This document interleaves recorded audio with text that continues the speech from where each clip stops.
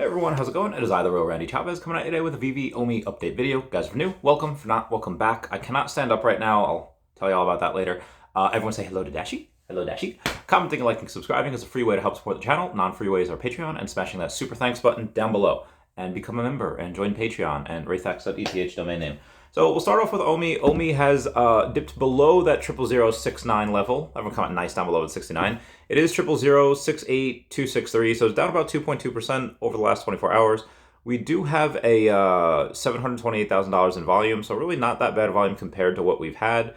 But yeah, that's it's not exactly good for OMI. It's good for those of us that want to stack. By the way, I do have 160.5 million OMI now. I got an extra couple 100,000 OMI. If it stays down here, I'll keep adding every other day or whenever I get a little bit of funds.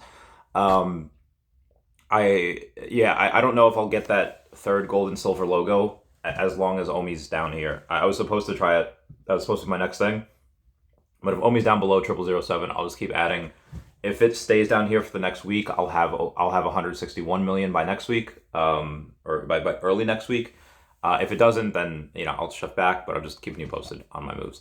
Anyway, speaking of Veve and all that jazz, we had Dr. Profit go out and share something from Spatial. Spatial had said, with the introduction of vehicles, we're driving digital world experiences forward. All you need is 3D assets, which you can build in platforms like Blender, or you can pull from libraries like Sketchfab. And Dr. Profit goes and says, folks, let me tell you, new polygon count and those old, outdated Web3 standards, they're just not going to cut it for our amazing Veve collectibles. But don't worry, Veveverse is going to make Veve great again. So basically he's saying that, hey, some of these things that, look fairly simple, that look okay, but again, are fairly simple, that work okay in Spatial would not work that well in Veve, just because Veve does have those higher premium quality collectibles. But apparently the Veveverse engine is able to handle them all. So I'm really excited for that. We have Sergio the other day saying, today's comic on Veve sold out in an instant. That was the death of Gwen Stacy. We do have the death of Norman Osborn today, which I don't think is as big a comic. Comment down below which one you like more. Everyone comment F down below to pay respects to Gwen Stacy. And so again, Sergio says today's comic on Veve sold out in an instant, therefore Veve is dead, as an insert extreme sarcasm here. And then Veve Digital Collectibles says, we're not, referring to the dead, saying we're not, however, we regret to inform you that Gwen Stacy is, and oh my god, savage. I think that was a little too soon for Veve to make that comment, but you know what, that's just my opinion. So Veve is hiring for a couple of positions. One is a platform product manager or technical product manager. The job description, and again, they are Nestor is the one that is leading the hire. There's a job description, but the requirements is bachelor's degree in computer science or related technical field or equivalent practical experience. So basically just be good at the heckin' job. It doesn't necessarily require a bachelor's degree. You could be self-taught, whatever. Minimum of 5 years experience as a technical product manager, preferably with experience in platform product management, strong prioritization skills and experience managing, completing demands between several teams, excellent collab skills, and the ability to elicit needs from stream-aligned teams, data-driven and outcome-oriented mindset with a good understanding of technical aspects of platform management, strong understanding of API design and implementation architecture, experience collaborating with principal engineers to define technical vision and target architecture that will inform platform teams, roadmaps, etc., and excellent communication skills to liaise stakeholders across the organization, ability to work in fast-paced environment, and experience with opportunity, discovery, and prioritization, etc. So there is a lot of other things to go on. They have a whole list of responsibilities, a whole list of key relationships, and again, that was for the platform product manager, technical product manager, and there is another job description for product designer. The first one, the platform product manager, is over in Singapore. The second one is in Thailand. Again, I kind of wish that they would go and get, some American branded, and I know it's a little ethnocentric. Oh, America's the best, but I mean, for anyone that's worked with devs or experience things that are the result of either American devs or devs that are in another part of the world, usually American ones are a little bit better, at least than those parts of the world. But anyway, I'm just so I wish they would do that. But again, the fact that they're hiring, and I'm not saying that you can't get good devs and good workers from these places, but you do have to kind of find that needle in the haystack. And again, if we do have Nestor going on and willing to weed through those things, I think that's 100% okay. If he wants to do that, I'm all right with it. But again, that's just my opinion. Comment down below what you think about it. Also, for that senior product designer, which is 100% remote, the remote is, and they're looking for this one in Bangkok. Again, part of Thailand. They're looking for $50,000 to $60,000 a year to pay this person. The data informed creative product development from ideation through production. Exceptional practice will be adapted and informed through a profound understanding and empathy of user persons and behavior, coupled with human design, thinking, device design, agile framework, etc. So I would say, again, I think you attract more flies with honey than you do with vinegar. A little more money would, I think, attract better talent. But again, if you can save money and get someone that is competent and conscientious enough to get the job done, cool. I'm just reporting here. So shout out to Comics and Crypto that was able to go and get this information, saying, breaking news, actor Adam Driver is in final negotiations to become Reed Richards or Mr. Fantastic in the MCU's Fantastic Four. Was speculated we could see him as Doctor Doom, but it looks like this rumor will become an official announcement soon. Are you excited to see Adam Driver play Mr. Fantastic? Comment below. I've also heard this in other places from my sources as well, and I don't know how I feel about that. And I know it's for Marvel's first family. Again, everybody wanted Jim Halpert to go and play him, which he did in the Doctor Strange 2 Multiverse of Madness, which is really cool. I do think we are going to get a little more multiverse in Deadpool 3, and I think that you are going to be able to go and say, hopefully Lady Deadpool, hopefully Dogpool, hopefully all the things we have on Veve. But for the Mr. Fantastic, I don't know if we're going to get... We already have two of them on the Veve app. We have one in the Mighties, and we have one, his long form. I have both of those. And I think we might get another one if Adam Driver... Because, again, he doesn't necessarily look like Mr. Fantastic. But I'm just curious about what they might do with Veve. We do have another announcement, and we might get something like this just because it is a big DC movie. We do have breaking news that The Flash had received a studio screening and was received as heartwarming and action-packed. Some people compared it to Back to the Future. Some reports of a different ending with multiple cameos. This film will have multiple Flash, multiple Batman, and multiple Superman cameos. It could be the summer movie event of 2023. That is... I'm thinking that we could get something for that movie as well, as far as collectibles. Comment down below if you want it. So there's an MCP strategy written by Badiamam 3 saying, first step for MCP is buy every rare comic that you don't already own and is under $6, then buy every ultra rare that you don't already own that is under $10, and if you want to move very quickly into the top 500, buy every uncommon that is currently under $2.20. I always try to find the commons that are under $2, that are like $1.80, although those are pretty much gone now. I bought most of them, and there are a couple of other people since I've told that said I'm doing that too. So now you can really never find anything under $1.80. A lot of them you'd have to spend $1.85, $1.90, $1.95, all that. Anyway, they go on to say, it seems every day people list their uncommons for under $2.20. Try to find uncommons with low editions, preferably under 10,000 minted. Good luck and see you at the top. So again, it is not just me that does that type of thing. Also, thank you guys for 15,000 followers on Twitter. That means a lot. That's really cool. Anyway, also shout out to Linda West, who's a multi-best-selling author. She's agreed to come on the podcast. I think she's going to come in on Sunday. I'm not 100% sure. I'll keep y'all posted. You remember last year during San Diego Comic-Con when Silver Surfer came out as a collectible? And Sleeping Comics got the number 41. I think he got the number 42 and 43 as well.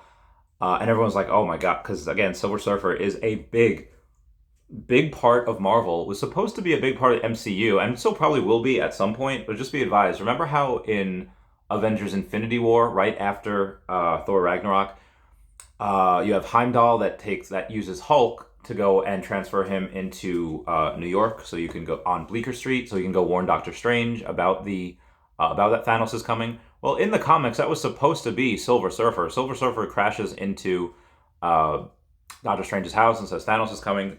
So again, that was supposed to be him. They didn't have that particular character to use at that point, so they just used Hulk. But yeah, he's a very, very big, very extraordinary character. Works for Galactus. He's a Herald of Galactus. And again, why I'm bringing this up is because that was actually sold. Rudy at Nameco says, welcome home, Silver Surfer, number 41. And then big thanks to Sleeping Comics. That's a man of his word. He tagged Marvel, Veve Official, me, Comics and Crypto, and the rest of the Veve fam. Yeah, people will buy what they want. They will spend what they want. We don't actually have the numbers for this. I'm not sure if you could look at it on Immutable X, but there was no numbers in the update, so we can assume several thousand. I don't know, though. Speaking of deals that I've been finding that I just don't have the funds for right now, we have Deadpool the Duck, which is a Marvel Mighty. Now, the floor of that is 75 gems. However, oh god, excuse me. We have number 89. We have a sub 100 for 110 gems. That is about 1.5x, so it's about a 50% increase on the floor. On a secret rare, something that's fairly scarce, I think that's pretty good.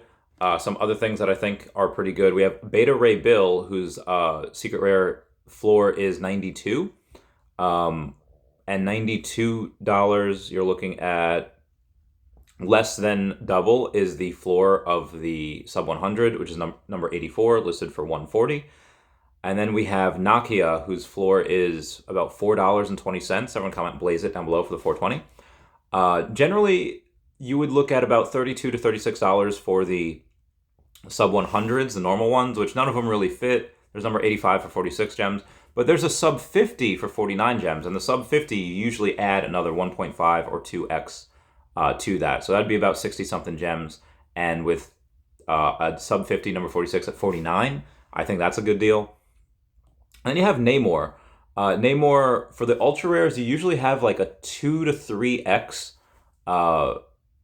variant. Like if you have the floor is 88 gems. Well, you should have anywhere between 160 and about 240-ish for the ultra rare. And for the sub 100s. Mine is actually up there for number 94 for 175. And the reason why I'm selling it, I already have 5 sub 100 Namors. So I figured I would sell one for 175. Let's say I net like 150-ish. And then what would I do after that? I would go and buy a couple of the other sub 100 Marvel Mighties that are just a little bit cheaper. So I not only get more collectibles, but I get more sub 100s as well with those funds. And then you have Riri Williams. The floor is like $11, and you have a sub 100 for $50, which it should be about 60 something. And then you have a sub 50, number 44 for $100. I think those are really good deals. And yeah, that's Chavez Collectibles corner. Moving on. So we have a little bit of misinformation here going on. I was just talking about OMI the other day, as usual, on Twitter. And somebody had said, quote, K says utility will only be raffles, which is the same as owning NFTs. Hence, I'm scared to buy OMI now, since there is no point to have the token, to be honest, end quote. So I responded that is an incorrect statement by K. The plan was never just raffles. Even in between roadmaps, that's never been the only thing. OMI to NFT is the first thing. Raffles or bronze tickets are completely separate, and again, not the only thing. I don't know if this person is taking K's quote out of context, if K was just horrendously misinformed, or if there's some FUD going on between X amount of parties. I'm not sure. But yeah, you're gonna have a lot of utility. It's not just going to only be right. Whoever said that is either purposely trying to FUD, or they're just horrendously misinformed. Anyway, just throwing that out there. Anyway, in the macro, we have Watcher Guru says, just in, the Fed officials say inflation won't return to 2% for at least 2 years. I don't know if the Fed is saying that because they think, oh, we need a Republican president to come in order to do that, or maybe they know something that we don't. I don't know. Either way, we have somebody else asking Dr. Prophet, hey, are you still bullish on on OMI? Dr. Prophet says yes. Doge Army General says, good to hear that the man is still bullish on the project. And Vlad says, thanks, it's nice to hear that from you. Yeah, easily the biggest investor in OMI. That would be a bad case. When you see him, if you see him dip, then okay. But obviously, again, he's got more OMI than I think anyone else, and as long as he's still in the project, everything's fine. Anyway, we do have Watcher Guru say, Justin, Tesla reveals that none of their $321 million in Bitcoin was sold in Q1 of 2023. Again, they did have those numbers come out yesterday on the quarter one filings. I thought that was pretty cool, that they're still bullish on crypto, as am I. We have somebody, I won't call out any names here, someone that may or may not like to just complain and cry for attention, says, hate to break it to you OMI holders, it's time to accept that you got played. Now where do you go from here? If I was a big bag holder, I'd figure out how to meme it, get creatives to create content around the token. It has no chance if you leave the utility to Veve. Again, I won't call out that person for, I think, just trying to engagement farm, because there's no way this person actually believes that. Anyway, Foster Hilt goes and says, the value proposition for OMI since day one has been its direct correlation to the Veve app.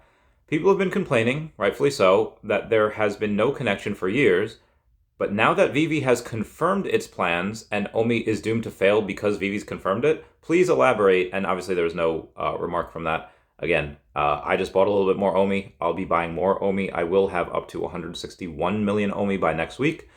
That's if the price stays down here. I mean, if it shoots up, then, maybe I'll still get it. I'm not sure.